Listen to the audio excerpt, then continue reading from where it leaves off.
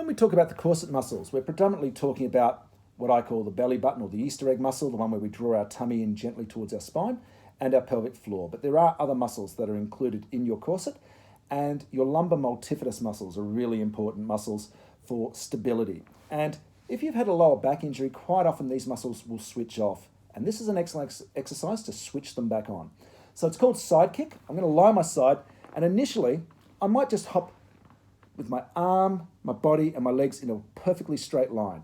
Now, in this position, I'm not quite in the alignment I want to be in for the exercise, but we're close to it.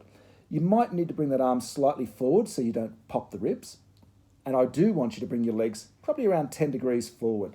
So if I had a camera directly above me here, you'd see that my legs tilted at the hips are drawn forward towards the camera. Now, I'm going to check that I've got lovely alignment. I'm going to use the back of my hand.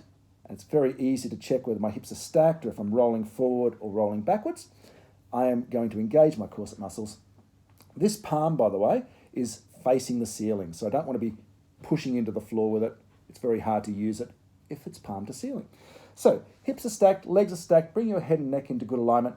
You might be resting your head on your arm, but for me, you'll notice I've lost alignment doing that, so I float my head above the arm, and it's more my cheek or my lips that are above this arm as opposed to my ear, which brings my head too far forward.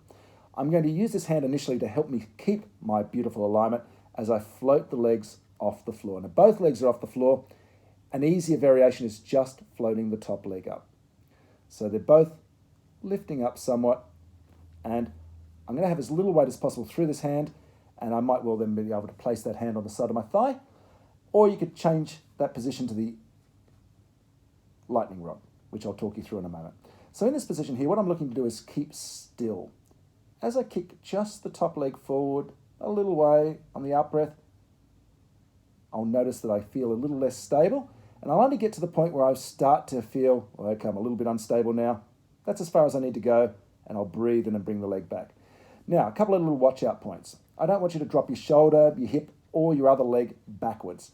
So if you did have the arm at the lightning rod, that's nice and vertical now. As I kick forward, if I dropped my shoulder backwards, it would be really obvious to me, if I've got my eyes open, in my peripheral vision, I'd see that happen. I'd see that hand drift backwards, and that tells me I'm dropping my shoulder backwards. So I don't want to see that. I want to see that arm not moving at all.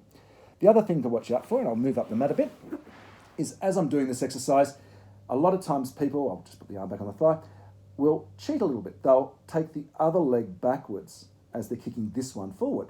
That's just working as a counterweight. That's going to make it so much easier, and you're not going to get into these lumbar multifidus muscles anywhere near as much as you should. Another one they'll do is they'll bend at the knee. As they kick this leg forward, they'll bend the other leg that's on the floor or just off the floor backwards. So I don't want you to do any of those. I want everything to basically stay nice and still, and all you're really doing is kicking that top leg forward a little bit as you breathe out, bringing it back in line as you breathe in. You're only looking for that little bit of instability. Obviously, I want you to roll over to the other side and do the other side as well.